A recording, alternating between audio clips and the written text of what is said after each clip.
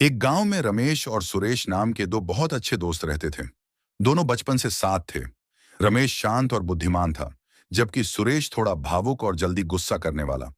लेकिन उनकी दोस्ती इतनी गहरी थी कि गांव के लोग उनकी मिसाल देते थे। एक बार गांव के पास के जंगल में एक बड़ा शेर आ गया। शेर ने कई जानवरों को मार दिया और गांव के लोगों में डर का माहौल बना दिया। गांव के मुखिया ने कहा, जो भी इस शेर को भगाने का उपाय करेगा, उसे इनाम दिया जाएगा। यह सुनकर रमेश और सुरेश ने फैसला किया कि वे दोनों मिलकर इस समस्या का हल निकालेंगे।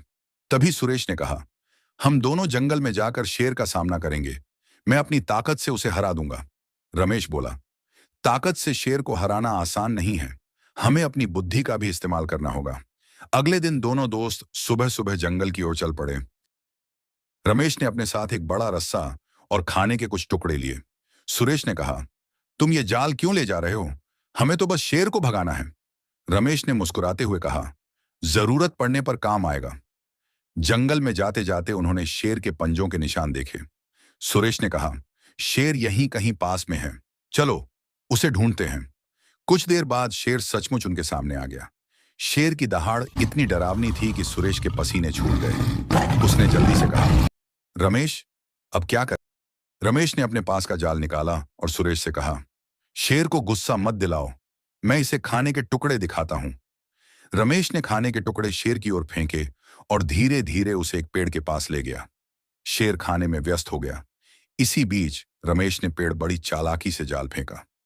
जब शेर जाल में फंस गया तो सुरेश ने राहत की सांस ली। उसने कहा, रमेश, तुमने अपनी बुद्धिमानी से हमारी जान बचा ली। अगर मैं अकेला होता तो शायद शेर से बच नहीं पाता। दोनों दोस्त शेर को पकड़कर कहीं दूर छोड़ आए। गांव वालों ने उनकी बहादुरी और रमेश की चतुराई की खूब तारीफ की। मुखिया ने उन्हें इनाम में सोने के सिक्के और जमीन का टुकड़ा दिया। सुरेश ने सबके सामने कहा, मुझे आज पता चला कि ताकत से ज्यादा बुद्धि की जरूरत होती है। रमेश ने साबित कर दिया कि सच्चा दोस्त वही होता है जो मुश्किल समय में सही फैसला